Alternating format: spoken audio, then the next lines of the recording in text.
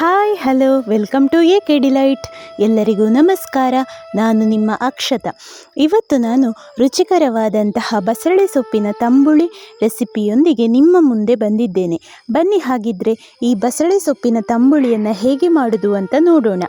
ಅದಕ್ಕೂ ಮೊದಲು ಯಾರೆಲ್ಲ ನಮ್ಮ ಚಾನಲ್ಗೆ ಸಬ್ಸ್ಕ್ರೈಬ್ ಆಗಲಿಲ್ಲೋ ಪ್ಲೀಸ್ ಸಬ್ಸ್ಕ್ರೈಬ್ ಆಗಿ. ಹಾಗೆ ಹೇಗಾಗಿದೆ ಅಂತ ಕಮೆಂಟ್ ಮೂಲಕ ತಿಳಿಸಿ.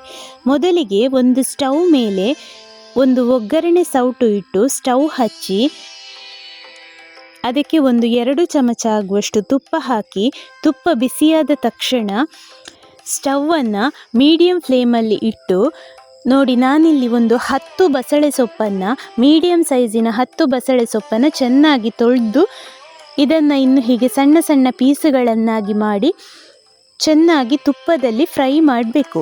ನೋಡಿ, ಹೀಗೆ ಫ್ರೈ ಮಾಡ್ತಾ ಇರಬೇಕು. 1 ರಿಂದ 2 ನಿಮಿಷ ಮೀಡಿಯಂ ಫ್ಲೇಮಲ್ಲಿ ಅದು ಫ್ರೈ ಆದ ಮೇಲೆ ನೋಡಿ ಹೀಗೆ ಫ್ರೈ ಮಾಡ್ತಾ ಬನ್ನಿ.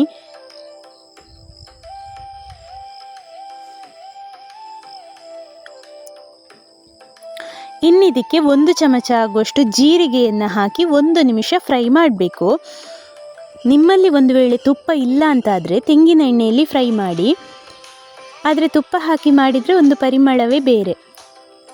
ನೋಡಿ, ಇದೀಗ ಫ್ರೈ ಆಗಿದೆ. ನೋಡಿ, ಇದು ಇಷ್ಟ ಆದರೆ ಸಾಕು.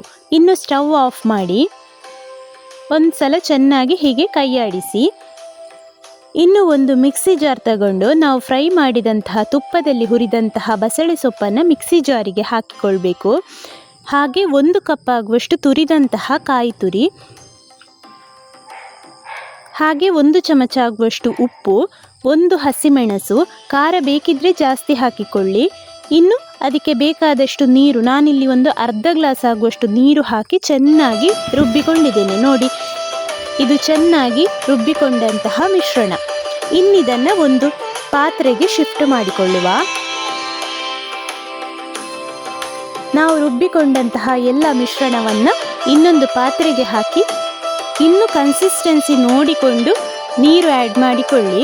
ಮಿಕ್ಸಿ ಜಾರನ್ನೆಲ್ಲ ಸ್ವಲ್ಪ ತೊಳೆದು ಅದರ ನೀರನ್ನು ಕೂಡ ಆ್ಯಡ್ ಮಾಡಿಕೊಳ್ಳಬಹುದು. ತಂಬುಳಿ ಆದ ಕಾರಣ ಸ್ವಲ್ಪ ನೀರಾಗಿರಲಿ. ಚಟ್ನಿ ಆದರೆ ಗಟ್ಟಿ ಬೇಕಲ್ಲ, ಇದು ತಂಬುಳಿ ಆದ ಕಾರಣ ಸ್ವಲ್ಪ ನೀರಿರಲಿ.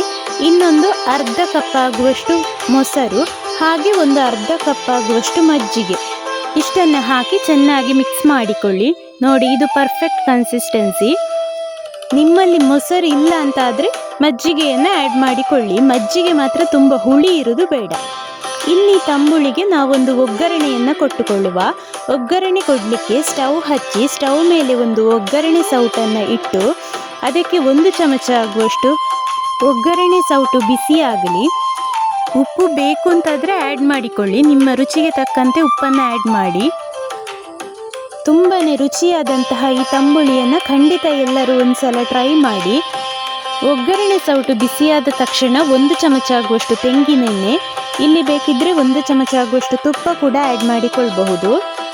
ತೆಂಗಿನೆಣ್ಣೆ ಬಿಸಿಯಾದ ತಕ್ಷಣ ಅದಕ್ಕೆ ಒಂದು ಅರ್ಧ ಚಮಚ ಆಗುವಷ್ಟು ಸಾಸಿವೆ, ಹಾಗೆ ಒಂದು ಅರ್ಧ ಚಮಚ ಆಗುವಷ್ಟು ಜೀರಿಗೆ. ಈ ಬಸಳೆ ಸೊಪ್ಪಿನ ತಂಬುಳಿಗೆ ಜೀರಿಗೆ ಒಗ್ಗರಣೆ ಕೊಟ್ಟರೆ ತುಂಬಾ ರುಚಿಯಾಗಿರ್ತದೆ. ಸಾಸಿವೆ ಹಾಕಿ ಸಾಸಿವೆ ಸಿಡಿಲಿಕ್ಕೆ ಸ್ಟಾರ್ಟ್ ಆದ ತಕ್ಷಣ ಅದಕ್ಕೆ ಒಂದು ಅರ್ಧ ಚಮಚ ಆಗುವಷ್ಟು ಜೀರಿಗೆ ಹಾಕಿ, ಹಾಗೆ 1 ಕೆಂಪು ಮೆಣಸನ್ನು ಕಟ್ ಮಾಡಿ ಹಾಕಿ ಸ್ಟವ್ ಆಫ್ ಮಾಡಿದರೆ ನಮ್ಮ ಒಗ್ಗರಣೆ ರೆಡಿ ಆಗ್ತದೆ. ಬೇಕಿದ್ದರೆ ಇಲ್ಲಿ ಕರಿಬೇವಿನ ಸೊಪ್ಪನ್ನು ಆ್ಯಡ್ ಮಾಡಿಕೊಳ್ಳಿ. ಒಂದ್ಸಲ ಚೆನ್ನಾಗಿ ಫ್ರೈ ಮಾಡಿ ಅದನ್ನು ನಮ್ಮ ತಂಬುಳಿಗೆ ಹಾಕಿದರೆ ರುಚಿಕರವಾದಂತಹ ಬಸಳೆ ಸೊಪ್ಪಿನ ತಂಬುಳಿ ರೆಡಿ ಆಯಿತು. ಇನ್ನಿದನ್ನು ಸರ್ವ್ ಮಾಡಿ. ನೋಡಿ, ನಮ್ಮ ರುಚಿಕರವಾದಂತಹ ಬಸಳೆ ಸೊಪ್ಪಿನ ತಂಬುಳಿ ರೆಡಿಯಾಯಿತು. ಈ ತಂಬುಳಿಗೆ ಬೇಕಾದಂತಹ ಇಂಗ್ರೀಡಿಯೆಂಟ್ಸನ್ನು ಡಿಸ್ಕ್ರಿಪ್ಷನ್ ಬಾಕ್ಸಲ್ಲಿ ಕೊಟ್ಟಿದ್ದೇನೆ. ಸ್ನೇಹಿತರೆ, ಹಾಗಿದ್ರೆ ಈ ವಿಡಿಯೋ ನಿಮಗೆ ಇಷ್ಟ ಆಗಿದ್ರೆ ಪ್ಲೀಸ್ ಒಂದು ಲೈಕ್ ಕೊಟ್ಟು ಶೇರ್ ಮಾಡಿ, ಸಬ್ಸ್ಕ್ರೈಬ್ ಮಾಡಿ, ಹಾಗೆ ಬೆಲ್ ಐಕಾನನ್ನು ಪ್ರೆಸ್ ಮಾಡಿ. ಮುಂದಿನ ವಿಡಿಯೋದೊಂದಿಗೆ ಸಿಗೋಣ. Thank you.